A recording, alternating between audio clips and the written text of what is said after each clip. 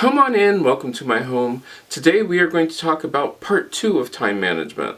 This is the part where, we've gathered up our lovely little chart which shows us how we spend our time. Now looking at this chart, I decided I would make it fairly easy and fairly straightforward.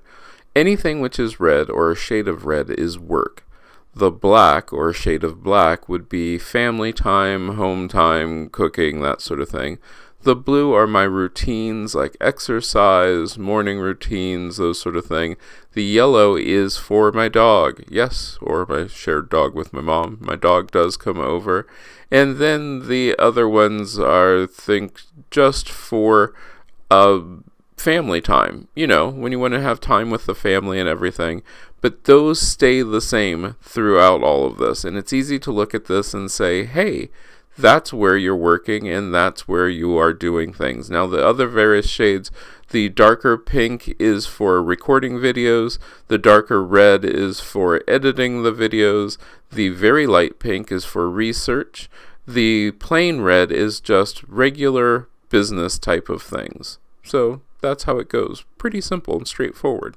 And yeah, I'm not gonna lie. Yeah, what I just showed you is a really pretty chart. I mean, that's really nice, but that's not actually how it goes. That's what I would like to have my day look like. I think that would be fantastic. But even the chart that I'm going to show you isn't completely accurate because I would need to go down to probably about every 15 minutes, which would just make the chart too big to even show you on screen.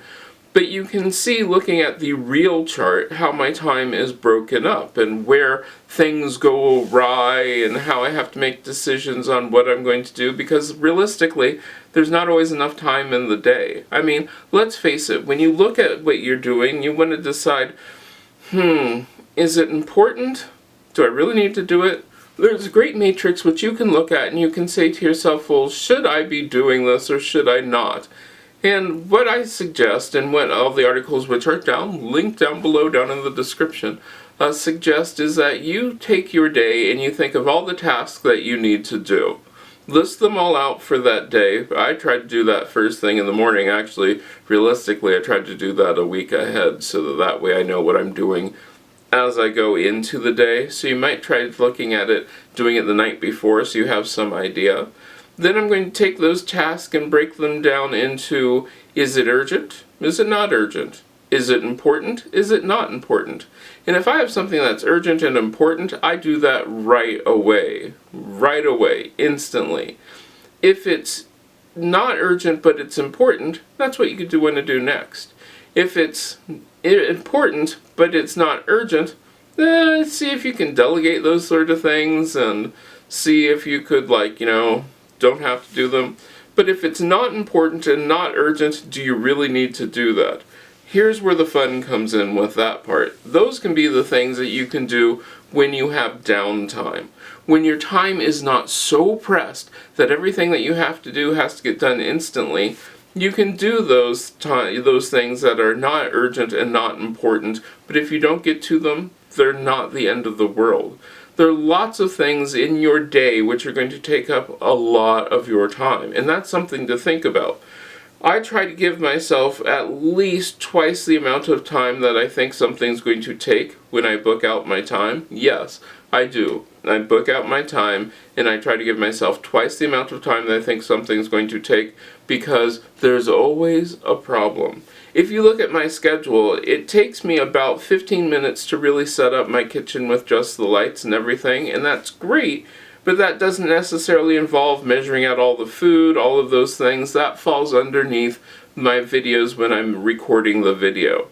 And I don't know how that's always going to go. Some days I'm making videos and say I'm baking bread. Come on in, welcome to my home. Today we are making a spring onion focaccia because it's spring. It can be a whole lot of dumping all the stuff into the bread maker and then I can't do anything while the bread maker is done, which could be about an hour and a half. Okay, so, I have to look at this and I say to myself, well, how could I do this better? I know that I can't do anything which is going to be video-wise because you could hear the bread maker going, just like we talked about in another video of mine where I talk about the sound that my house makes. Because, yeah, my house makes lots of noise. Because right there, right over there that I'm pointing, that's my laundry room. Yeah, so you can imagine what this would be like if I were trying to do this video while running the washer and dryer. This is what it sounds like with my washer running in the office with the door open. That'd be a problem. So you want to think about things not just as in straightforward, this is what I'm going to do, but things that you can do while you're doing other things, because this is one of those great moments where you look at it and you're like, okay, so my urgent and important things for me on Monday would be making the videos. Okay, so in the making of the video, I put everything into my bread maker, I start my bread maker. You don't want to see an hour and a half of me sitting around watching my bread maker go. So I can stop the video and then do something else. Well, what can that something else be? Because it can't be recording video number 2, which is also planned for that day. And it can't be recording another video. Well, I can then do my desk sort of stuff. The things which are important, and some of them could be definitely urgent, but they're not, as they have to have all of me like sound. It's more me sitting there and concentrating on the computer. It is a great time for me to answer all of the questions, respond to emails, do research for videos like this. And that's what I've been loving doing. But I also have to do research on what's happening on YouTube and those sort of things. Your job could be the same exact way. Your job might have you doing one thing where you end up having a downtime, where that thing is being processed or that thing is happening, and you can go on and do something else. I do know somebody who says that they cannot do something else while something is going, multitasking.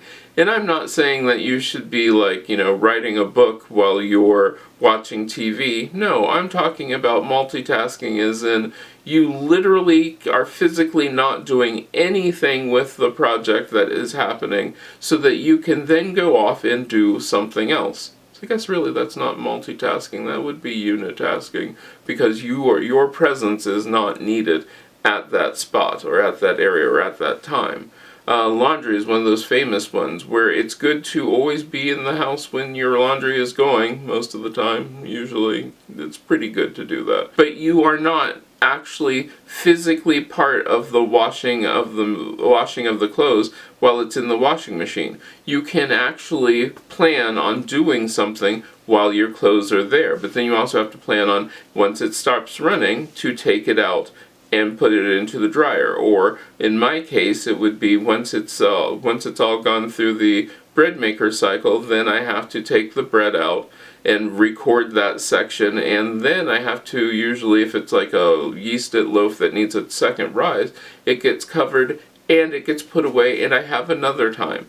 Now this is where, in my case, especially with this scenario, that second time where it's nice and quiet, I can look at this and say, okay, this would be the perfect time for me to actually do video number 2. Turn up.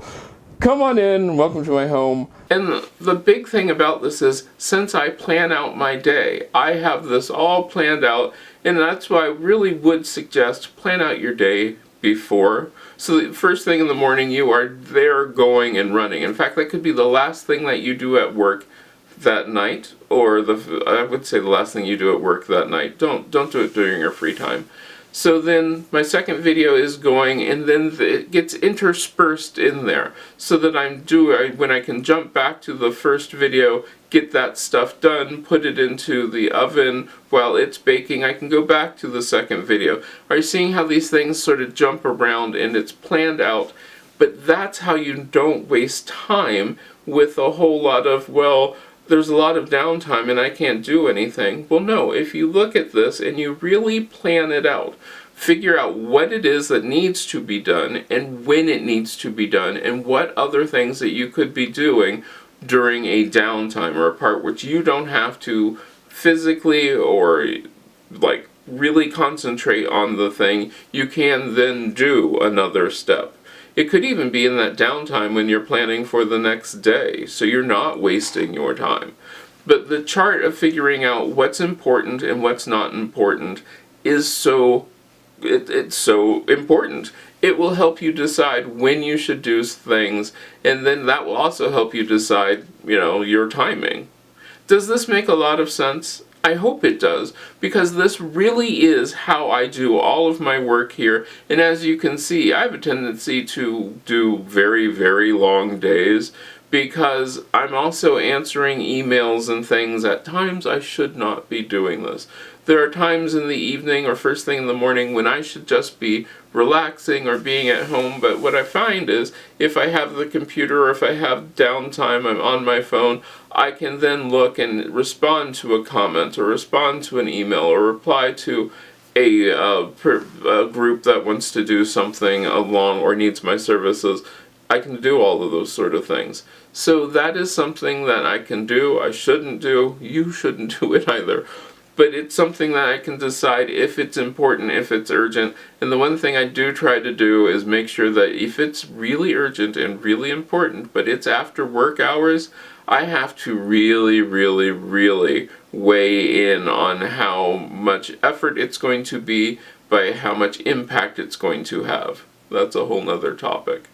But that's one of the things you really need to think about is, are you wasting your time with doing a whole lot of work which is not going to have much result? But the first thing you need to do is look at your time. Are you using your time wisely? And I try to double stack my things so that way I'm not just sitting around waiting for bread to rise or water to boil. I can be doing something else. Well, let me know what you thought about that down in the comments, and I hope I get to see you the next time you stop by.